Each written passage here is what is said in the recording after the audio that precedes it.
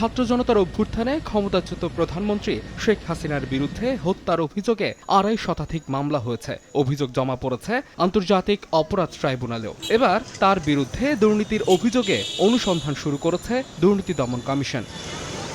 বিকেলে দুদকের এক ব্রিফিংয়ে সংস্থাটির মহাপরিচালক জানান, পূর্বাচলের প্লট অবৈধভাবে নিজেদের নাম করিয়ে নেয়ায় হাসিনা রেহানা সহ শেখ পরিবারের ৬ জনের বিরুদ্ধে অনুসন্ধান শুরু করেছে দুদক। শেখ হাসিনা সাবেক প্রধানমন্ত্রী রাজুকের ঊর্ধ্বতন কর্মকর্তাদের যোগ সাজশে নিজ নামে তার ছেলে জনাব সজীব আহমেদ ওয়াজেদ জয়, তার মেয়ে জনাব সাইমা ওয়াজেদ পুতুল, ছোট বোন শেখ রেহানা, ছোট বোনের ছেলে জনাব রেদওয়ান মুজিব সিদ্দিকী ববি এবং ছোট বোনের মেয়ে জনাব আজমিনা সিদ্দিকার নামে পূর্বাচল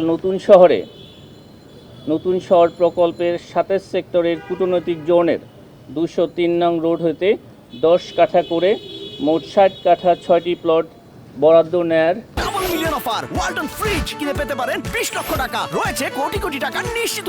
দুদক মহাপরিচালক জানান, ৬,০০০ কোটি টাকা অস্বাভাবিক লেনদেনের অভিযোগে সাবেক বিদ্যুৎ প্রতিমন্ত্রী নসরুল হামিদ বিপুর বিরুদ্ধেও মামলা হয়েছে। প্রতিমন্ত্রী হিসাবে কর্মরত থাকাকালীন সময়ে ক্ষমতার অপব্যবহার করে গাতোয়ায়ের উৎসের সাথে সঙ্গতিবিহীন ৩৬ কোটি টাকারও বেশি মূল্যের স্থাবর সম্পদ অর্জন করেছেন এবং নিজ নামে ৯৮টি ব্যাংক হিসাবে মোট ৩,১৮১ কোটি টাকা জমা এবং ৩,১৮০ কোটি টাকা উত্তোলন করেছেন। প্রতারণা ও জালিয়াতির মাধ্যমে প্রশাসন ক্যাডারে চাকরির অপরাধে নওগাঁ আত্রাই উপজেলার উপজেলা নির্বাহী কর্মকর্তা কামাল হোসেনের বিরুদ্ধেও মামলা করেছে দুর্নীতি দমন কমিশন। মাহাদ ইসলাম ধ্রুব, সময় সংবাদ, ঢাকা।